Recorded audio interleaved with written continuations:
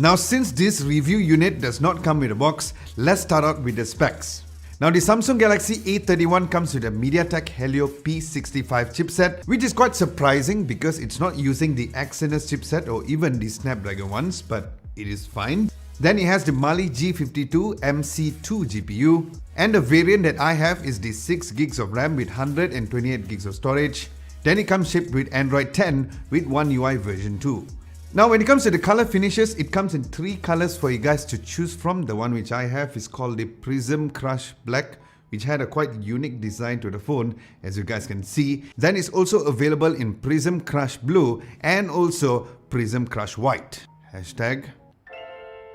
Now looking at the phone's design and build, when I first held the phone, my first reaction is how nice it felt in my hands. It wasn't too light, it wasn't too heavy, and it wasn't bulky and thick like some other mid-range phones. Now the phone has a plastic finish at the back with a unique glass-like geometric finish at the back as mentioned earlier with the glossy sides. Then the 4 cameras are placed at the back towards the left on a vertical position with the square camera bump where the camera bump was almost not visible, which is great, which means that it doesn't wobble when you tap the phone when it's on a surface. Now like other mid-range smartphones, it comes with a flat screen display with the in-display fingerprint sensor with the Infinity U camera notch right in the middle. Now looking at the phone spots and buttons, looking down below there is the USB-C port and the headphones jack is on the left. Yep, still love and appreciate them. Then you find the mono firing speaker on the right.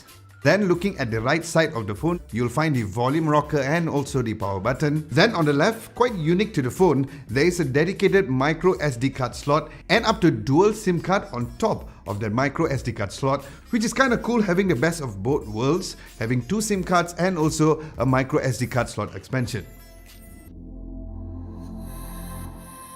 Now looking at the phone screen, it has a 6.4-inch Super AMOLED display with the maximum resolution of 1080 by 2400 pixels, and overall my viewing experience with the phone has been great as expected with, as mentioned earlier, where one is a 48 megapixel f2.0 aperture lens, an 8 megapixel f2.2 aperture ultra wide angle lens, a 5 megapixel f2.4 macro lens and a 5 megapixel f2.4 depth sensor. Now while there is a 48 megapixel mode, I did not use it because many does not even use this mode, so I just tested the regular camera shots, which as usual looks very nice as you guys can see. Now ever since the new version of the One UI for Samsung, their image and their color processing has been great with nice dynamic range, with no blown out highlights and just the right amount of saturation. As for the ultra wide angle shots, overall I did capture some amazing focal length on this lens, where there was a sort of a fisheye look to the shot, so keep that in mind,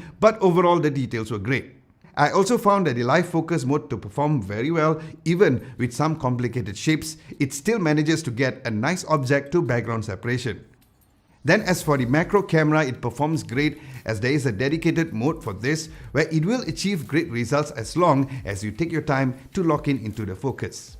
Now speaking of a dedicated mode, there is no dedicated night mode, but Samsung's Scene Optimizer does achieve something similar like the night mode.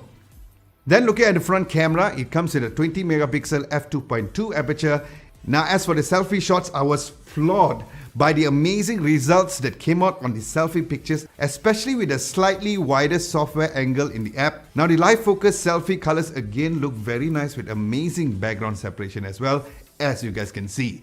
Now looking at the phone's video taking capabilities, the rear camera records up to 1080p up to 30 frames per second, where the image quality did look great and the wide angle lens gave a quite decent stabilized shots compared to the main lenses, but overall the footage had a great quality nevertheless. Then as for the front camera, it records up to 1080p up to 30 frames per second where the video quality was great and with also just decent stabilization which could be